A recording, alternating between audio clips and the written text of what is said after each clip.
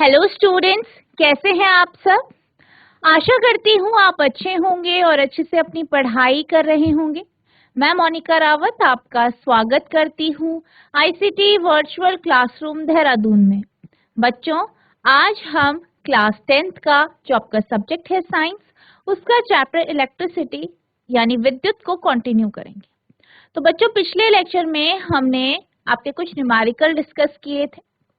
इसके साथ साथ हमने जो है ये देखा था कि जो आपके प्रतिरोधक होते हैं उनका जो संयोजन होता है वो किस प्रकार से होता है, जिसमें हमने सीरीज कॉम्बिनेशन यानी जब आप रेजिस्टर को श्रेणीबद्ध तरीके से जोड़ते हैं तो आपका जो रेजिस्टेंस होता है, इस निकाय का या इस सिस्टम का जो रेजिस्टेंस होता है वो कितना होता है, ये हमने डिस्कस किया था। अब हम बात करते हैं ऐसे रेजिस्टर्स की, ऐसे प्रतिरोधकों की जो कि समानांतर रूप से एक दूसरे के साथ जुड़े हैं, और इसके लिए हम प्रतिरोध यानी रेजिस्टेंस भी निकालेंगे। तो बच्चों, अब हम चलते हैं अपने स्मार्ट बोर्ड की तरफ। तो बच्चों, आज हम बात करते हैं कि जो आपके रेजिस्टर्स हैं, प्रतिरोधक हैं, जब वो इस तरीके से समानांतर रूप से आपस में एक साथ जुड़े होते हैं, एक दूसरे से कनेक्टेड होते हैं, तो आपका इस निकाय के लिए यानी इस सिस्टम के लिए जो प्रतिरोध है यानी रेजिस्टेंस है वो कितना होगा। ठीक है, तो सबसे पहले हम मान लेते हैं कि हमारे पास 3 प्रतिरोधक हैं यानी रेजिस्टर है, R1, R2, R3। ठीक है, और ये क्या है, ये एक परिपथ से समानांतर रूप में जुड़े। ठीक है, आप देख सकते हैं, यहाँ फिगर आपको दिख रही होगी। तो इस तरीके से आपका क्या है, आपके जो रेजिस्टर हैं यानी प्रतिरोध हैं वो आपस में समानांतर रूप से जुड़े हैं यानी पैरेलली कनेक्ट। ठीक है, आप देख सकते हैं कि इनका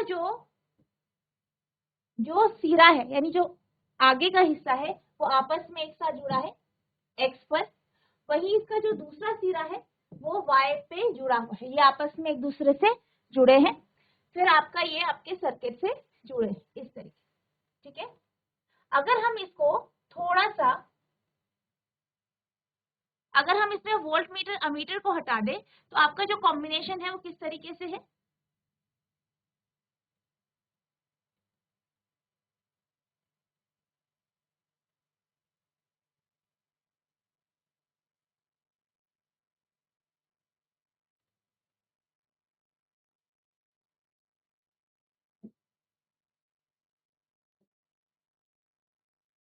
ठीक है, इस तरीके से जुड़ा है।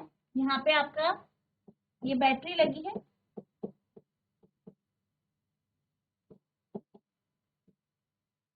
ठीक है,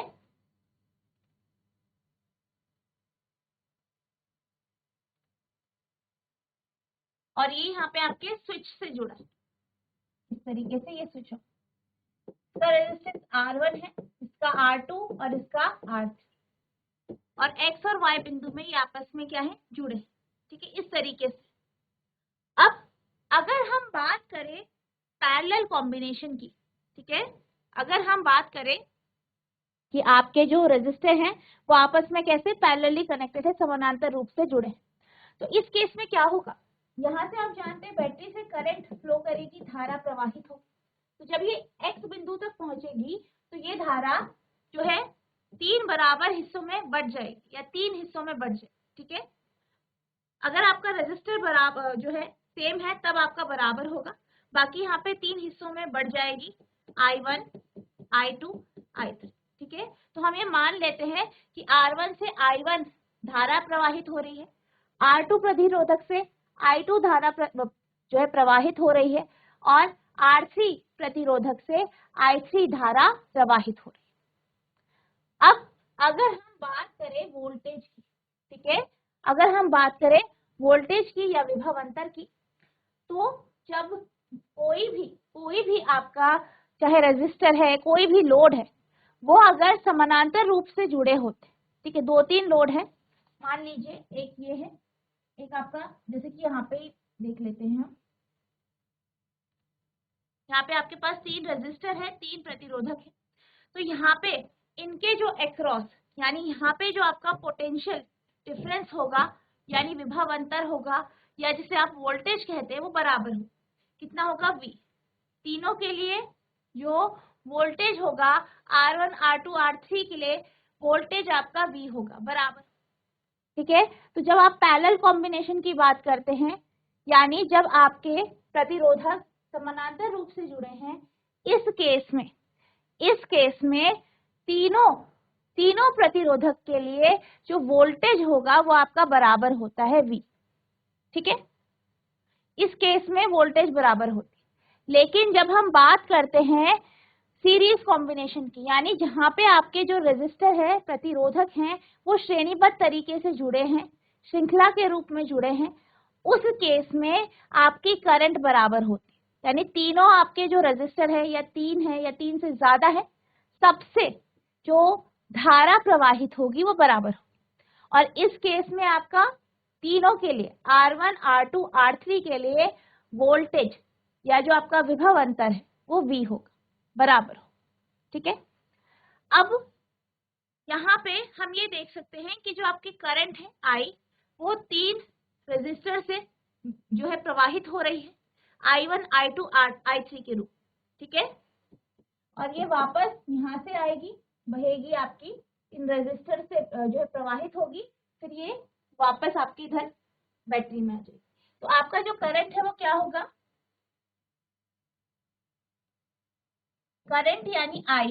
ठीक है, I बराबर I1 plus I2 plus I3, यानी इस निकाय के लिए जो धारा होगी वो आपकी कुछ इस तरीके से होगी, I बराबर I1 plus I2 plus I3, क्योंकि X जो पॉइंट है, बिंदु है, वहां पे जो करंट है वो तीनों रेजिस्टर पे बट गई, I1, I2, I3 के रूप।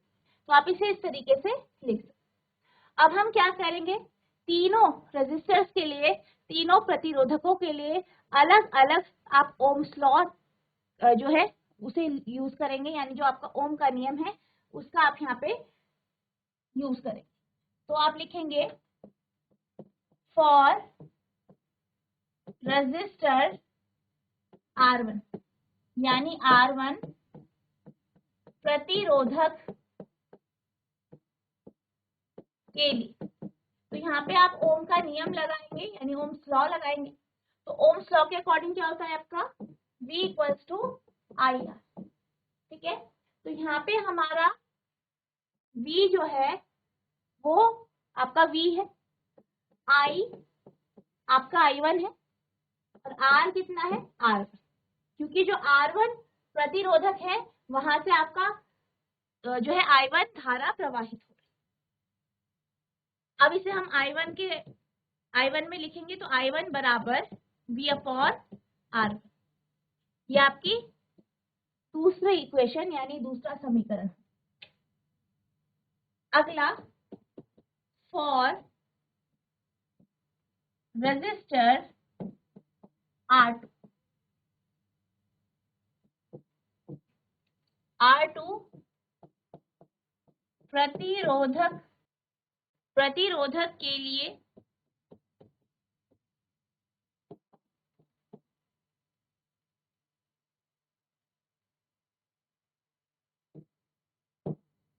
तो यहाँ पे आपका जो ओम का नियम होगा वो होगा V equals to I2 R2, यानी I2 बराबर V upon R2,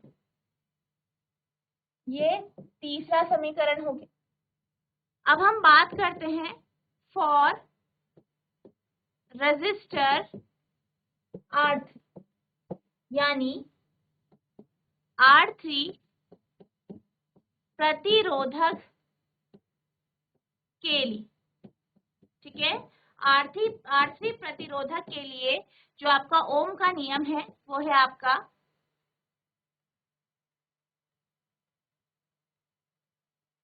V equals to I3 R3, यानी I3 बराबर V।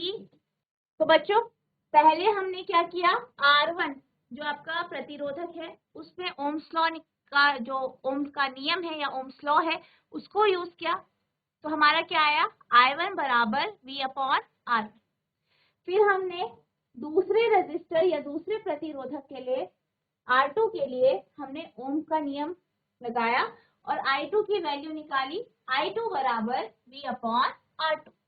इसी तरीके से हमने प्रतिरोधक R3 के लिए, ठीक है, R3 रेजिस्टर के लिए हम B की वैल्यू निकाल रहे हैं, तो B बराबर I3 R3 होता है, तो I3 आपका हो जाएगा V अपॉन R3। ये आपकी क्या हो गई, चौथी समीकरण, ठीक है। अब इसी तरीके से अगर हम बात करें इस कॉम्बिनेशन की जिसकी हम बात कर रहे हैं R1 R2 R3, मतलब इसकी एक साथ अगर हम बात करें तो इस केस में भी आप ओम्स का नियम लगाएंगे और यहाँ पे जो करंट है आपकी वो I है, B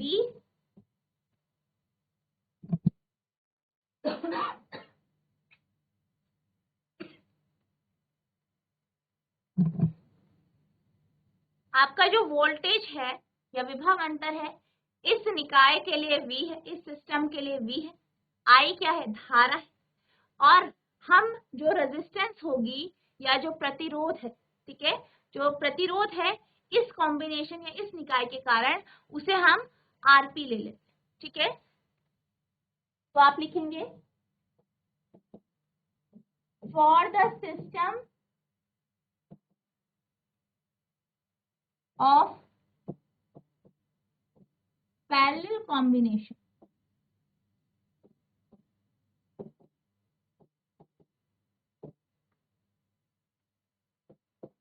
resistance will be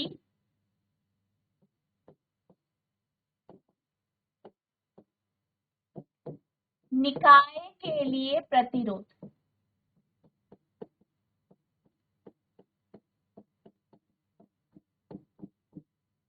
ठीक है, निकाय के लिए प्रतिरोध यानी हम बात कर रहे हैं आरपी हमें निकाल, ठीक है, ठीक है। तो यहाँ पे अगर हम ओम का नियम लगाएंगे फिर, ठीक है, तो ओम के नियम के अनुसार V equals to I RP होगा। I धारा इस निकाय से फ्लो कर रही, हम पूरे कॉम्बिनेशन की बात करें, पूरे जो आपका संयोजन है उसकी बात करें तो I धारा प्रवाहित हो रही है, V वोल्टेज है और आरपी हमने रेजिस्टेंस यानी प्रतिरोध लिया। तो यहाँ पे अगर हम बात करें I की तो I हो जाएगा आपका I बराबर V अपॉन आरपी, ठीक है, ये आपकी समीकरण 5 हो गई, ठीक है, ये आपका समीकरण 5 हो गया।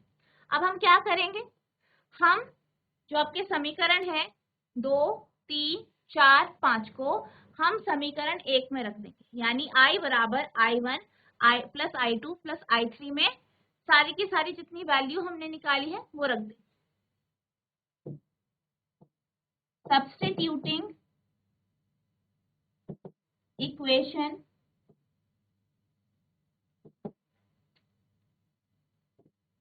2 3 4 and 5 we get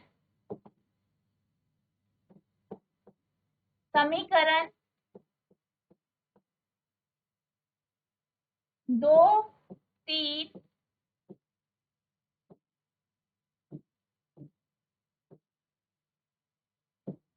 4 तथा 5 को 1 में रखने पर हमारे पास आता है, क्या है आपकी इक्वेशन, क्या है समीकरण, I equals to I1 plus I2 plus I3। तो I क्या है आपका पांचवें समीकरण से V अपॉन आरपी, I1 क्या आया दूसरे समीकरण से V अपॉन R1, तो यहाँ V अपॉन R1 लिख देंगे।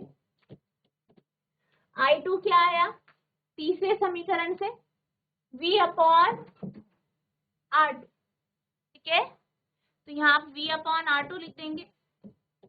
अब I3 आपके चौथे समीकरण से क्या आया V अपॉन R3, ठीक है, V अपॉन R3 आया, तो यहाँ आप V अपॉन R3 लिखते, तो V अपॉन RP बराबर, सब में आप v कॉमन ले लीजिए, अंदर क्या बचेगा 1/r1 plus 1/r2 plus 1/r3। v से v यहाँ पे कैंसिल हो जाएगा, तो 1/rp बराबर 1/r1 plus 1/r2 plus 1/r3। ठीक है, तो आपका आ जाएगा 1/rp।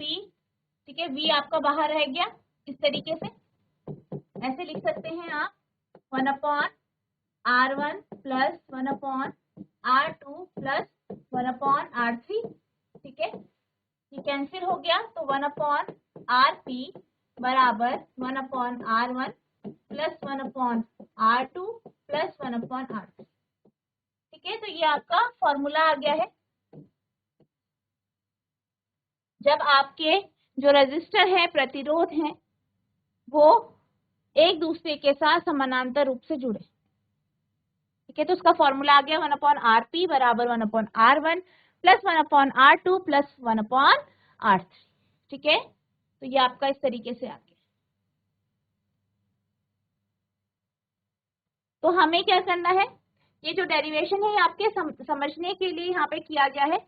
मेन जितने आपको फॉर्मूले बताए गए हैं ये बेहद जरूरी है, क्योंकि इसी के अनुसार आपके जो क्वेश्चंस हैं या न्यूमेरिकल्स हैं वो सॉल्व हों। ठीक है, तो आपको पता होना चाहिए कि कैसे आए, इसलिए आपको ये कराया गया है। ठीक है, तो आपको मेन क्या है कि आपको ये फॉर्मूले याद होने चाहिए। तो आपका आरपी का फॉर्मूला, या हम कहें जब आपका जो रेजिस्टर है, प्रतिरोधक है, वो समानांतर रूप से यानी पैरेलली कनेक्टेड है, तो उसका फॉर्मूला आपका 1/rp बराबर 1/r1 plus 1/r2 plus 1/r3 आया।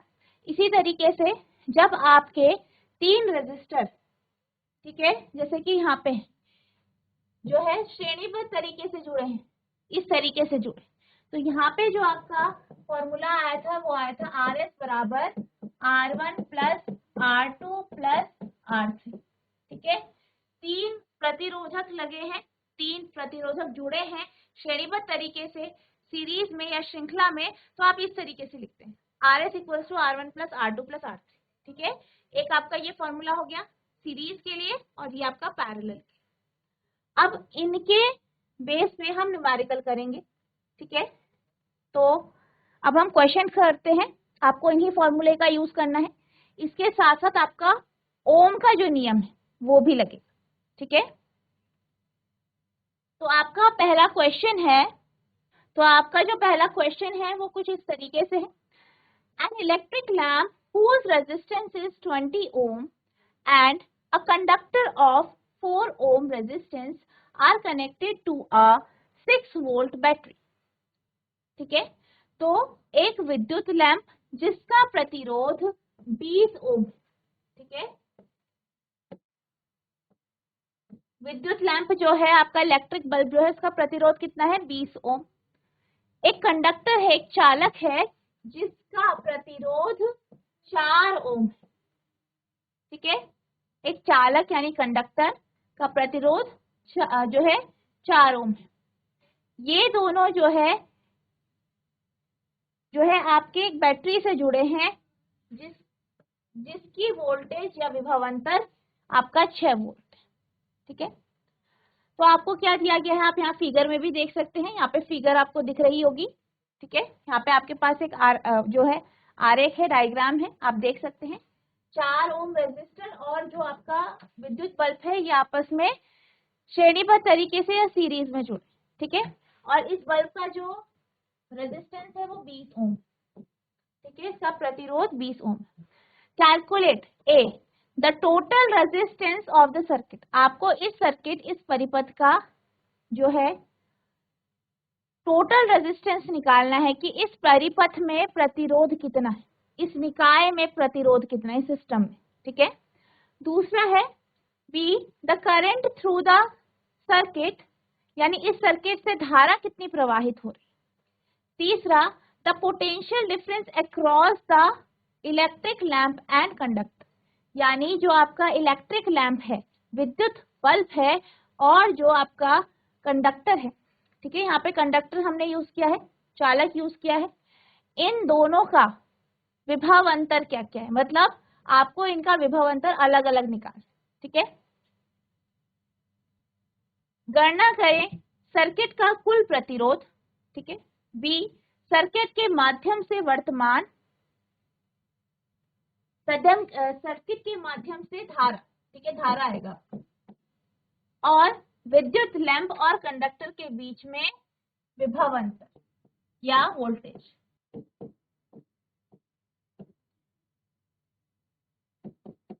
ठीक है, या वोल्टेज, ये आपको यहाँ पे दिया गया। तो सबसे पहले आपको जो इन्फॉर्मेशन दी गई है वो हम लिख लेते हैं। हम क्या करते हैं, इलेक्ट्रिक लैंप या विद्युत लैंप का जो आपको रेजिस्टेंस दिया है, प्रतिरोध दिया है, उसे हम R1 मान लेते हैं। तो R1 बराबर 20 ओम ले लीजिए। और जो आपका चालक है, कंडक्टर है, उसे हम R2 मान लेते हैं, उसके प्रतिरोध को, और ये आपका कितना है, 4 ओम। इसके साथ साथ आपको V दिया गया है, इस पूरे निकाय के लिए कितना है, 6 वोल्ट। तो सबसे पहले आपको इस कॉम्बिनेशन के लिए, इस निकाय के लिए रेजिस्टेंस निकालना है, यानी प्रतिरोध निकालना। तो यहाँ पे आप देख सकते हैं दोनों सीरीज में जुड़े हैं, श्रेणीबद्ध तरीके से या श्रृंखला में जुड़े हैं। तो इसका फॉर्मूला क्या है,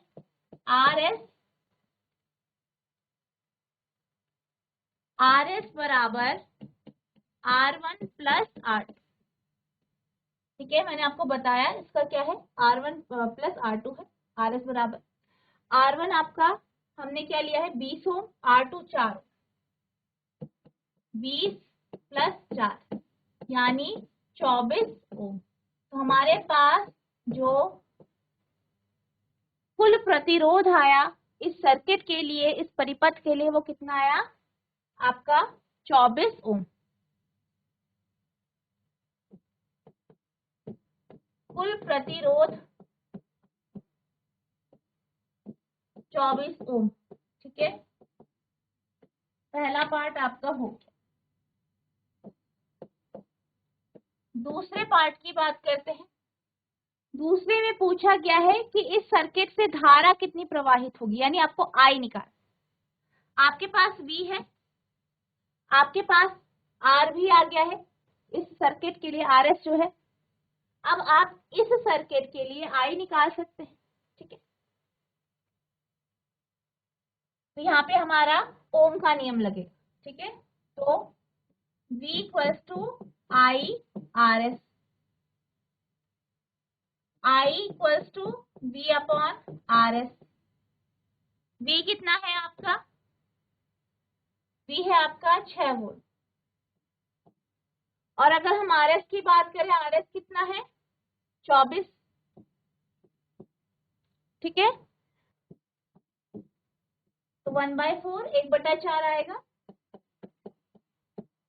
तो ये आएगा आपके पास 0.25 एम्पियर, ठीक है। 0.25 एम्पियर आपकी धारा आ जाएगी, करंट आ जाएगी, ठीक है।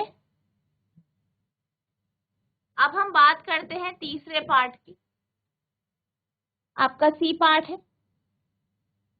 तो सी पार्ट में क्या पूछा गया है, potential difference across the electric lamp and conductor, यानी जो आपके इलेक्ट्रिक लैंप है, विद्युत बल्ब है, और जो चालक है, वहां पे उनका अलग अलग विभव अंतर क्या हो।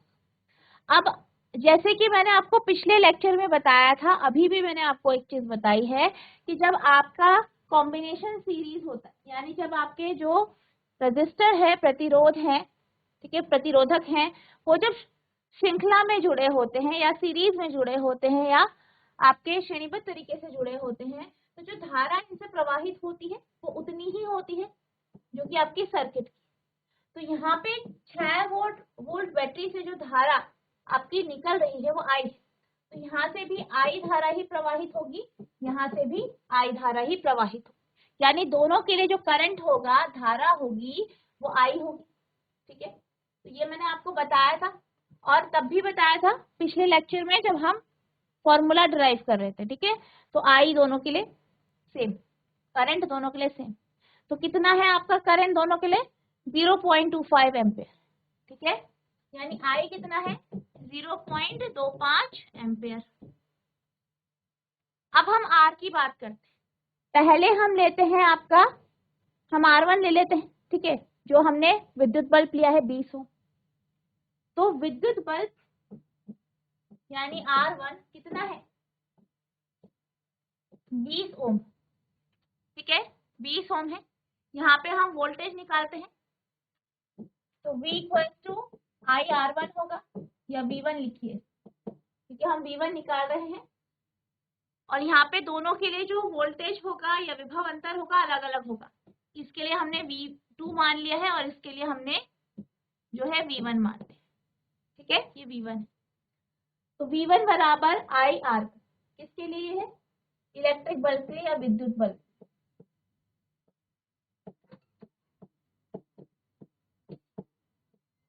ठीक है, विद्युत बल्ब के लिए हम V1 equal to I R1। I कितना है 0.25, R1 कितना है 20। सॉल्व करेंगे,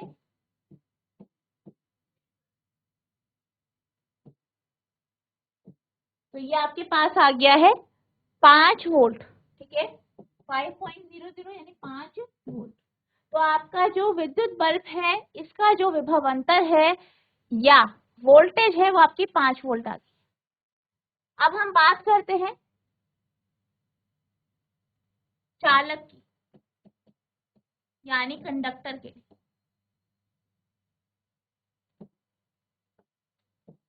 ठीक है। यहाँ पे भी आपकी जो धारा होगी वो वही होगी जो आपके पूरे सर्किट से फ्लो कर रही है। और क्यों कर रही है, क्योंकि सीरीज कॉम्बिनेशन।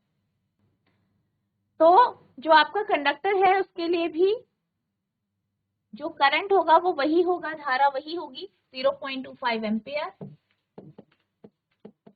ठीक है। यहाँ पे आपका R2 कितना है 4 ओम है, ठीक है। फिर आप ओम का नियम लगाएंगे, V equals to I R2, 0.25 into 4, तो ये आपके पास आ गया 1 वोल्ट, ठीक है, 1 वोल्ट। तो ये आपका आंसर आ गया, ठीक है। तो इस तरीके से आपको ये सॉल्व करना है, आप इसे नोट डाउन करेंगे।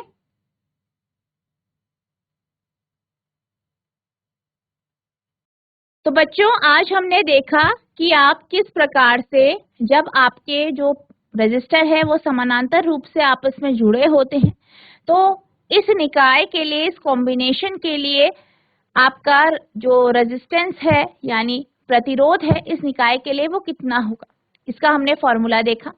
साथ ही साथ जो आपने फॉर्मूले पढ़े सीरीज और पैरेलल कॉम्बिनेशन के लिए, उसके हमने कुछ न्यूमेरिकल भी देखे। आई होप आपको ये न्यूमेरिकल समझ में आया होगा। आपको इस न्यूमेरिकल की प्रैक्टिस करनी है, साथ ही साथ जो इससे रिलेटेड और क्वेश्चंस आपकी बुक में दिए गए हैं उनको प्रैक्टिस करनी है। अगर आपको किसी भी प्रकार की कोई भी प्रॉब्लम होती है तो आप नेक्स्ट लेक्चर में पूछ सकते हैं। तो बच्चों आज के लिए बस इतना ही, मिलते हैं अब नेक्स्ट सेशन में। तब तक के लिए thank you and have a nice day.